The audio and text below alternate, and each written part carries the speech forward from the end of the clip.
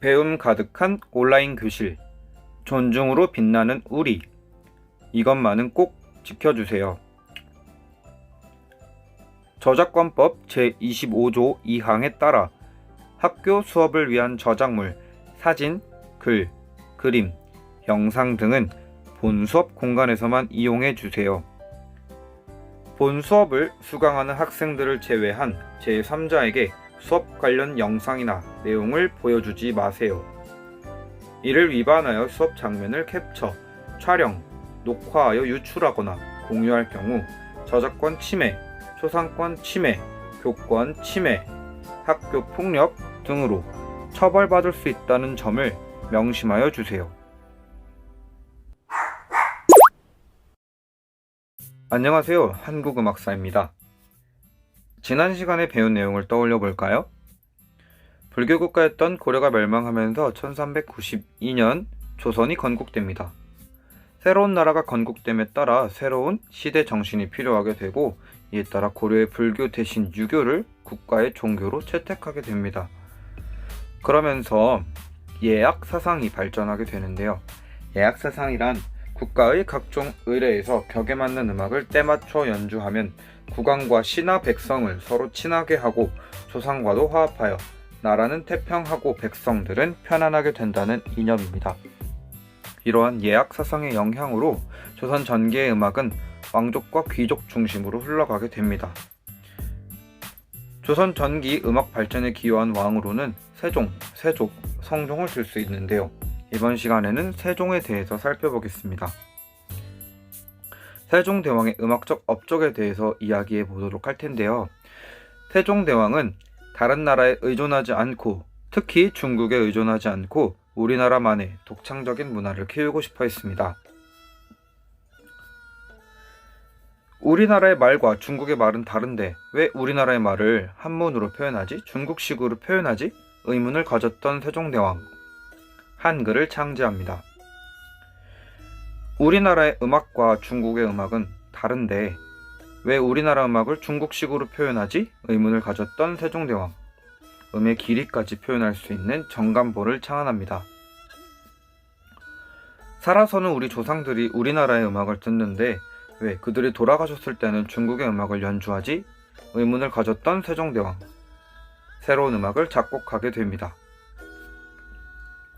첫 번째 세종대왕의 업적에 대하여 살펴보겠습니다. 세종대왕은 동양 최초의 유량 악보를 창안하게 됩니다. 유량 악보란 음의 높이와 음의 길이를 표현할 수 있는 악보인데요. 그동안은 음의 높이만을 표현할 수 있는 율자보를 사용했었습니다. 그런데 세종이 음의 길이까지 표현할 수 있는 정간보라는 악보를 창안하게 됩니다. 어떻게 음의 길이까지도 표현하게 될 수 있었는지 살펴보겠습니다. 음의 높이는 앞에서 이야기한 것처럼 한문으로 표현합니다. 율명이라고도 하는데요. 서양 음악에 도레미파솔라시도가 있다면 우리나라 음악엔 황대태협 고중유임 이남무응이 있습니다. 보시는 악보는 정간보인데요. 보이는 것처럼 한문으로 음의 높이를 표현하고 있습니다. 또한 정간보에서 음의 길이는 정간으로 표현합니다. 보시는 그림과 같이 빈칸으로 음의 길이를 표현합니다. 이와 같이 음의 높이와 음의 길이까지 표현할 수 있는 동양 최초의 유량 악보의 이름은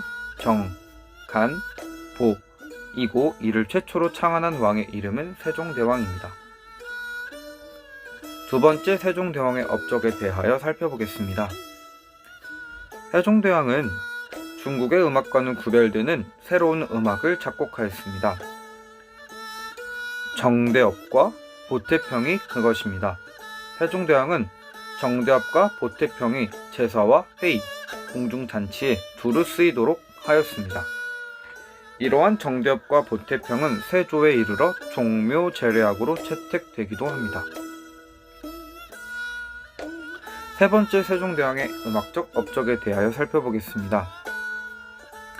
세종대왕은 아악을 우리나라식으로 정비하였습니다.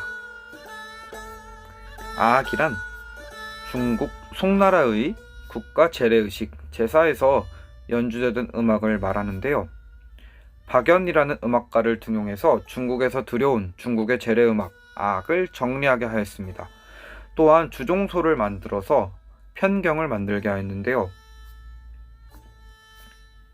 이러한 편경은 중국의 아악에 사용되던 악기입니다.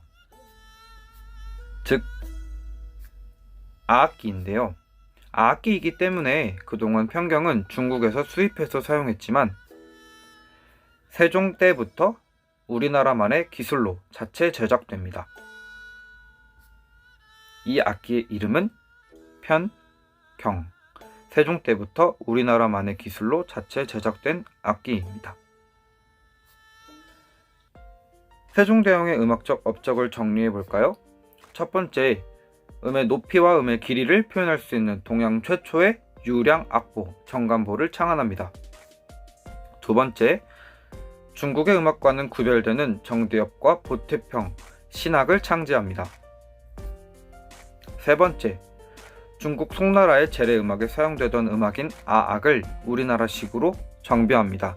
특히 아악기인 편경을 우리나라만의 기술로 자체 제작합니다.